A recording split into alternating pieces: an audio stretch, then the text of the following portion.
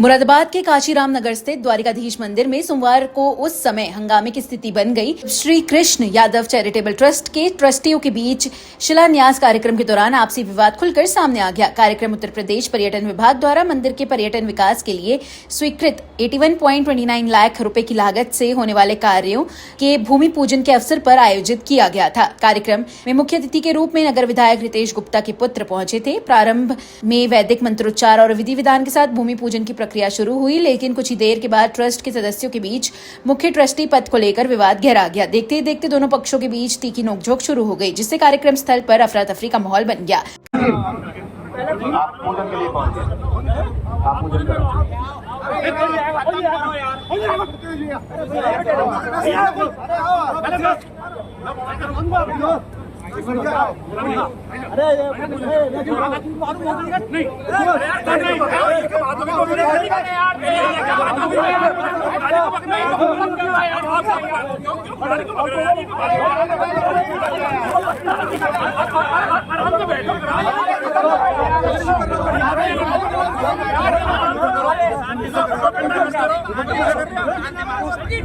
अब एक बात कहूँ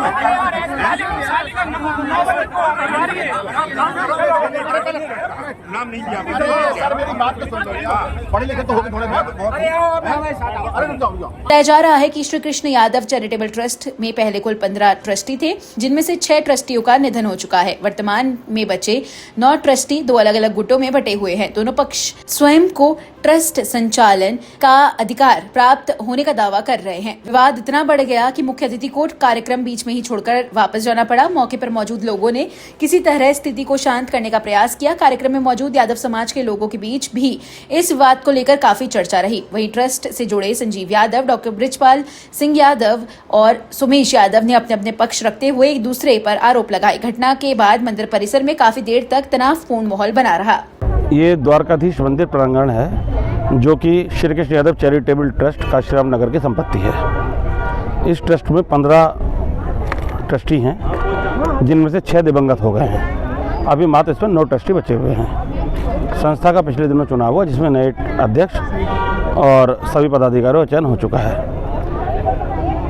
आज इस कार्यक्रम का उद्घाटन माननीय विधायक श्री रितेश गुप्ता जी को करना था, लेकिन वो किसी वजह से नहीं आ पाए, तो उनके सुपुत्र आए थे। उन्होंने ही आज इसका जो है शिलान्यास भी किया है।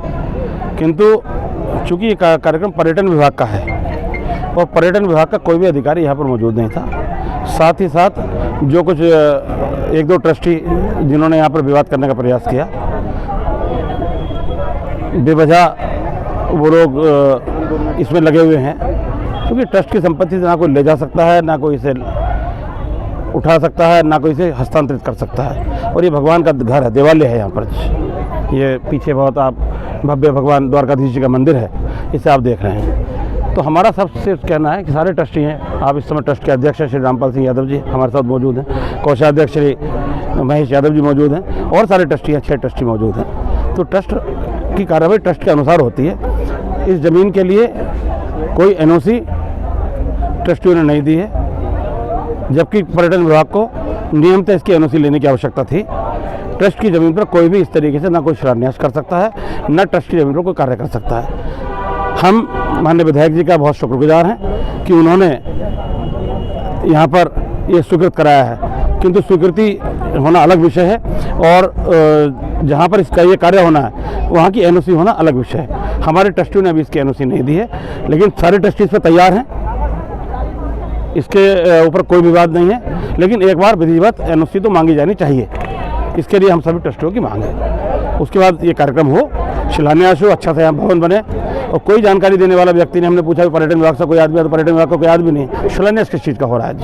सर आज द्वारिकाधीश आगे निर्माण होना था। अध्यक्ष तो ऐसे सर आज द्वारिकाधीश मंदिर का निर्माण क्या है पूरा आगे? ये श्री कृष्ण यादव चैरिटेबल ट्रस्ट द्वारा ये संचालित द्वारकाधीश मंदिर है, और इस मंदिर के लिए सरकार ने 1,05,41,000 रुपये इसके सौंदर्यीकरण के लिए, इसके विकास के लिए, इसके पुनर्निर्माण के लिए मंजूर किया है, और मंजूरी नहीं, वो रुपया सैंक्शन होने के बाद में इसका टेंडर भी हो गया, और टेंडर पास होकर एक कार्यदायी संस्था है वो इस कार्य को कराए। अच्छा, वो अभी जो मतलब विवाद रहा क्या? कोई विवाद नहीं, इसका कोई विवाद नहीं है, ना पूजन का कोई विवाद है, ना रुपए का कोई विवाद है, कोई विवाद नहीं। वो अलग मैटर है। ट्रस्ट के कुछ लोगों में विचार है, वो ये विचार है कि इसके मुख्य ट्रस्टी थे श्री राधेश्याम यादव, उनका बहुत बड़ा योगदान है, उन्होंने हम सब लोगों को जोड़ा, और इसको जो देन है आज मंदिर वो उन्हीं की है। तो संस्था रजिस्टर्ड थी, ट्रस्ट रजिस्टर्ड था, उस रजिस्टर्ड ट्रस्ट में ये लिखा हुआ है कि जो मुख्य ट्रस्टी कहेंगे वो मानना है। तो उनकी डेथ हो गई, वो अपनी वसीयत कर गए हैं अपनी बेटी के नाम, वो रजिस्टर्ड वसीयत अपनी बेटी के नाम कर गए हैं, वो रजिस्टर्ड वसीयत वो मिल गई है, और समिति ने निर्णय ले लिया। समिति ने ये कहा कि भाई वो उनका योगदान है और उनकी बेटी को ही बना दिया जाए। तो एक सद्भावना और एक मानव स्वभाव भी है कि जिस आदमी ने ये सब कुछ करा है तो उनकी बेटी को ही वो पद दे दिया जाए, उनका जो पद है उस बेटी को दे दिया जाए। एक महिला है, फिर वो उसके पिताजी भी नहीं हैं, उसके भाई भी कोई नहीं है, मर गए भाई, डॉक्टर थे MBBS, वो मर गए हैं, तो और फिर वसीयत में उसी को वो कर गए हैं। जी ये बताइएगा, जो द्वारकाधीश मंदिर है क्या पूरा मामला है, क्या आज क्या कार्यक्रम रहा? आज यहाँ पर जो कार्यक्रम हुआ था वो श्री माननीय सरकार की तरफ से जो पैसा आया है उसके इसके प्रांगण में यहाँ पर हमारा एक हॉल वगैरह बनेगा, जो कि हमारी गरीब जनता और सब और हमारे जो प्रोग्राम होते हैं उसके लिए वो यूज़ होगा। क्या विवाद है? तो विवाद भी कुछ विवाद में मेनली इसका हुआ है सर कि जो पहले जो यहाँ पर ट्रस्टी मुख्य ट्रस्टी थे, मेन ट्रस्टी जो थे वो श्री राधेश्याम सिंह यादव, जो कि मेरे फादर हैं, और वो एक्सपायर हो गए थे। तो अब उनकी जगह यहाँ पर अभी कोई मुख्य ट्रस्टी नहीं है, तो मेरे फादर ने लिखित रूप में मुझे मुख्य ट्रस्टी के रूप में घोषित किया था। वो भी उनके जाने के बाद ही वो पेपर मिला है। तो वो इसी बात पे अभी ये थोड़ा सा विवाद हुआ था कि मेरा नाम दिया गया, तो उसी बात पे विवाद हो शुरू हुआ।